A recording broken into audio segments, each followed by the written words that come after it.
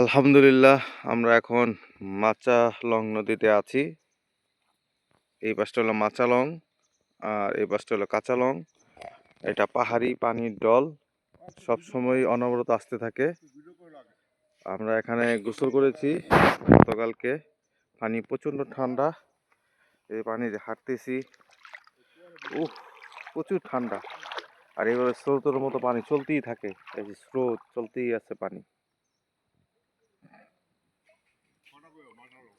আল্লাহ তাআলার কুদরত আপনারা দেখতে পাচ্ছেন। শুকরিয়া।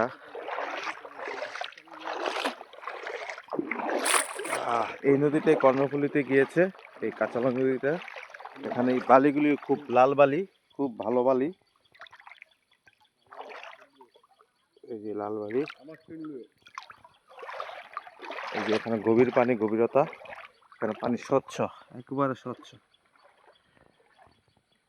এই যে পানির গভীরতা, ওই যে দূরে কুয়াশা দেখা যাচ্ছে। আমরা অনেক নিচে আছি।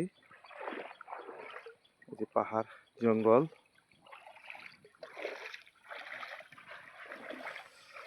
আল্লাহ সুবহানাহু ওয়া তাআলা কত সুন্দর করে বানাইছেন, এটা মানুষের কোনো ক্ষমতা নাই, আল্লাহই বানাইছেন। আলহামদুলিল্লাহ। এই যে পানি যাইতেছে, ঝিঝির স্রোত পানি।